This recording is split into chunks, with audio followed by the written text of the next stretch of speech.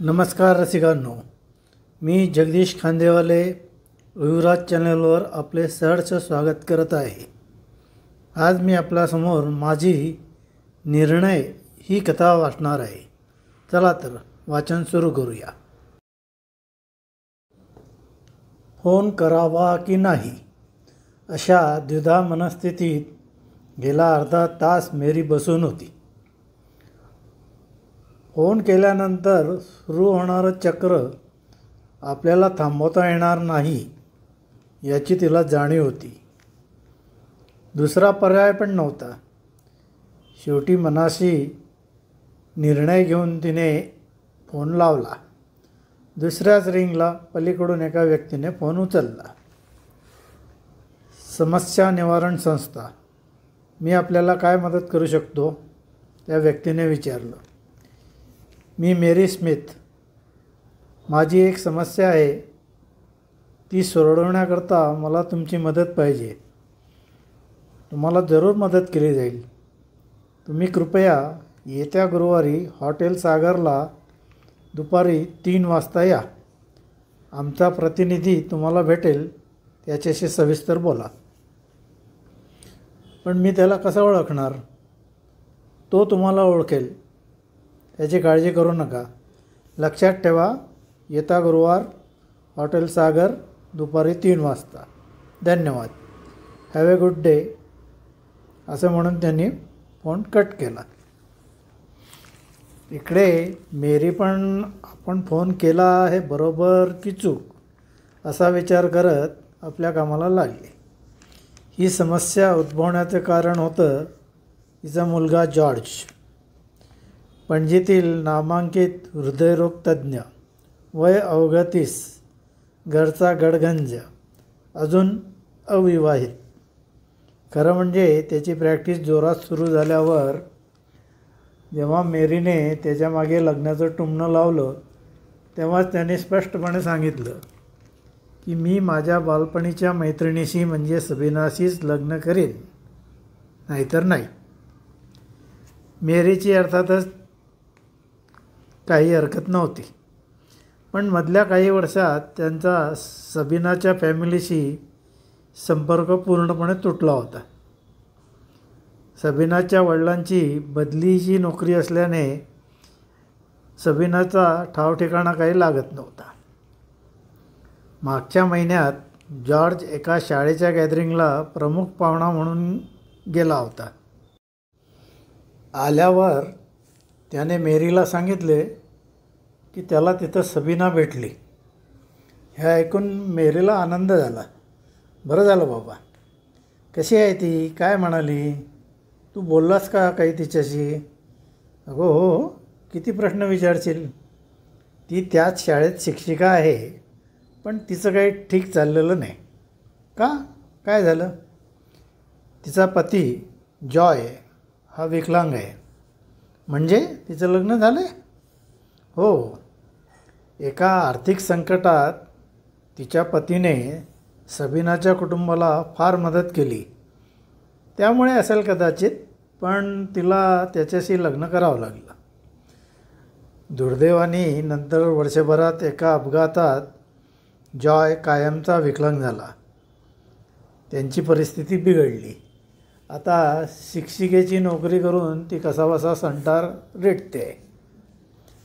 नकळत मेरीने क्रॉसची खूण केली. पुअर चाइल्ड, ती पुटपुटली. तू जॉयला भेटलास? हो, सबीनाने आग्रहाने घरी नेलं. जॉय बोलू पण शकत नाही. मी त्याचे सर्व केस पेपर्स देखील बघितले आणि त्याला चेक पण केलं. मग त्याची विकलांग अवस्था सोडली तर हृदय मजबूत आहे. अशा केसेस सहज 15-20 वर्षे प्रोलॉंग करू शकतात. मग तू काय ठरवलं आहे? मेरी सरळ मुद्द्यावर येत म्हणाली. त्यात काय ठरवायचं? मी सबीनाशिवाय दुसऱ्या कोणाशीही लग्न करणार नाही, जॉर्ज ठामपणे म्हणाला. दुसऱ्या काही पर्याय सुचवला का? तिच्या प्रश्नाचा रोख ओळखून जॉर्ज म्हणाला, मी जॉयची अखेरपर्यंत जबाबदारी घेण्याची तयारी दर्शवली, पण ती फार मानी आहे. ती सरळ नाही म्हणाली. जोवर जॉय आहे तोवर ती त्याच्याशी एकनिष्ठ राहणार, हे तिने स्पष्ट केलं. सध्या तिची इतकी ओढाताण चालू आहे की दुपारी ती शाळेत गेल्यावर जवळपास 2-3 तास तो बिचारा एकटाच पडून असतो. तरी बरं, शाळा जवळच असल्याने ती एखाद वेळेस चक्कर तरी मारून जाते. मेरीला सबीनाच्या कर्तव्यदक्षतेशी काही घेणं देणं नव्हतं. पण हा प्रश्न सोडवायचा तरी कसा हे तिला कळेना. मेरी आपल्या मुलाला चांगलीच ओळखून होती. एकदा त्याने ठरवलं की ठरवलं, त्यात बदल अशक्य. पण आपलं काय, कोणत्याही आईप्रमाणे तिची पण नातवंड बघायची, खेळवायची इच्छा होतीच की.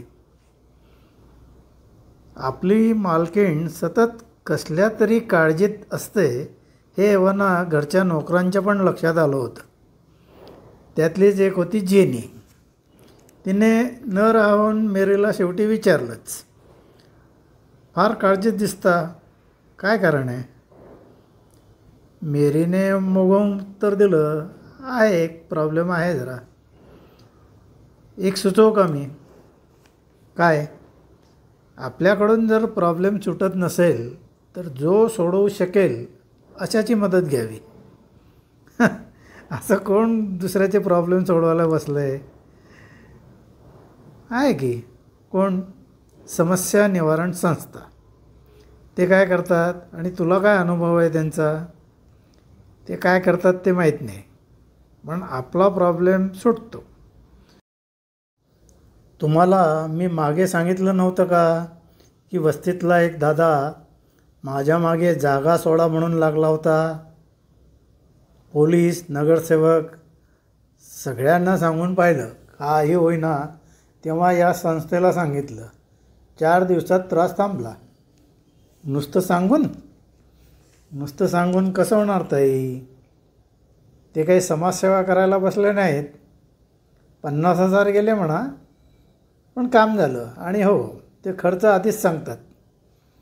मेरीच्या एकदम लक्षात आलं, हे गुन्हेगारी जगतातलंच काम असणार. नंतर तुला काही त्यांच्याकडून त्रास किंवा त्या दादाचं काय झालं? मला या संस्थेने नंतर कधीच काहीही विचारलं नाही. आणि त्या दादाचं काय झालं हे मी कशाला विचारायला जाऊ? तो दिसेनासा झाला, एवढं मात्र खरं आहे.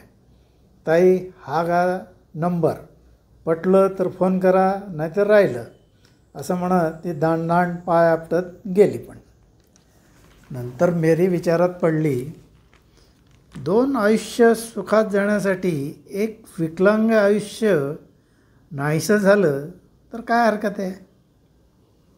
काही हरकत नाही. या विचाराने जेव्हा उचल खाल्ली तेव्हा तिने समस्या निवारण संस्थेला फोन केला आणि आता ती गुरुवारची वाट बघू लागली. गुरुवारी बरोबर 3 वाजता ती सागर हॉटेलला पोचली. 5 मिनिटांनी एक सुटापटातली व्यक्ती तिच्याजवळ आली. मी समस्या निवारण संस्थेकडून आलो आहे. त्याचा पोशाख आणि बोलणं एखाद्या कंपनीतल्या उच्चपदस्थ अधिकाऱ्यासारखं होतं. मेरीने समोरच्या खुर्चीकडे हात केला. तो बसत मेरीला म्हणाला, कृपया मला तुम्ही काय करायचं आहे तेवढंच सांगा. मेरी शांतपणे म्हणाली, एलिमिनेशन. ती अजूनही मर्डर शब्द वापरायला तयार नव्हती. त्याने समजल्यासारखी मान हलवली. एक कागद आणि पेन्सिल तिच्यासमोर ठेवत त्याने तिला त्या व्यक्तीचं नाव, वय आणि पत्ता लिहायला सांगितलं. मेरीने लिहून दिलेलं वाचत तो म्हणाला, तुम्ही या व्यक्तीला काही समजावण्याचा प्रयत्न केला आहे का? नाही, मी त्याला बघितले पण नाही. तो विकलांग आहे. परत त्याने समजल्यासारखी मान हलवली. तो एवढंच म्हणाला की मी समजू शकतो. हा निर्णय घ्यायला तुम्हाला फार जड गेलं असणार. या कामाचे चार्जेस 20 लाख रुपये आहेत. 10 लाख या नंबरवर आत्ता ट्रान्स्फर करा आणि 10 लाख काम झाल्यावर. त्याप्रमाणे मेरीने 10 लाख ट्रान्स्फर केले आणि विचारलं काम केव्हा होईल. पुढच्या गुरुवारी हॉटेल हयातला दुपारी 3 वाजता भेटा आणि उरलेली रक्कम द्या.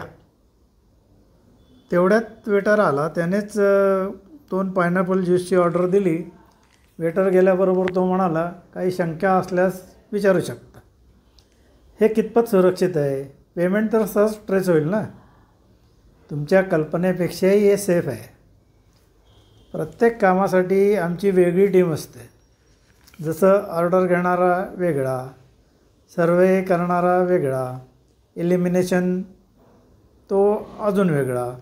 कोणालाही दुसरा कोण आणि तो काय करणार हे माहिती नसतं. पेमेंट पण 10 ठिकाणी फिरवलं जातं. तेव्हा निश्चिंत राहा. याआधी कधी तिचं वाक्य अर्ध्यातच तोडत तो म्हणाला आमचा सक्सेस रेट 100% आहे. काळजी करू नका. बरं मी येऊ का आता? मला अजून 3घांना भेटायचं आहे. म्हणजे अजून 3 जणं एलिमिनेट होणार. या कल्पनेने मेरीच्या पोटात ढवळायला लागलं. तिने कशीबशी मान हलवली. त्याबरोबर हॅव ए गुड डे म्हणून तो गेला. पण नंतरच्या गुरुवारपर्यंत मेरी अतिशय बेचैन होती. पण आता काही उपयोग नव्हता. बाण सुटला होता. फक्त वाट बघणे एवढंच हाती होतं. एकदाचा गुरुवार उजाडला आणि मेरी बरोबर 3 वाजता हॉटेल हयातला पोचली. 5 मिनिटांनी एक तरुणी तिच्याजवळ आली आणि म्हणाली मॅडम मी समस्या निवारण संस्थेकडून आली आहे. काही न बोलता मेरीने समोरच्या खुर्चीकडे हात केला. बसल्यावर तिने एक नंबर मेरीला दिला आणि म्हणाली मॅडम तुमचं काम पूर्ण झालं आहे म्हणून या नंबरवर कृपया बॅलन्स पेमेंट करा. त्याप्रमाणे मेरीने पेमेंट केल्यावर ती आपली बॅग घेऊन जाण्यासाठी निघाली. पण थोडी घुटमळली आणि म्हणाली मॅडम सर्व प्लॅनप्रमाणे पार पडलं पण एक छोटासा प्रॉब्लेम आला होता. मेरीच्या काळजात एकदम धस्स झालं. कोणता आणि काय? काही विशेष नाही मॅडम. आमच्या सर्वे टीमच्या रिपोर्टनुसार दुपारी 1 ते 4 ही व्यक्ती एकटीच असायला पाहिजे होती. पण एलिमिनेशन सुरू असताना एक 30शीतली तरुणी तिथे अचानक आली आणि मागे पुरावा राहायला नको म्हणून तिला पण नाईलाजाने एलिमिनेट करावं लागलं. पण तुम्ही काळजी करू नका मॅडम. या एक्स्ट्रा कामाचे आम्ही कसलेही चार्जेस लावणार नाही. धन्यवाद. Have a good day. रसिकांनो, ही होती निर्णय ही कथा. ही कथा आपल्याला आवडली असल्यास कृपया लाईक करा, कॉमेंट जरूर करा आणि ओविराज चॅनेल अजून सबस्क्राईब केलं नसल्यास कृपया सबस्क्राईब करा. मित्रमंडळींबरोबर शेअर करा ही विनंती. धन्यवाद.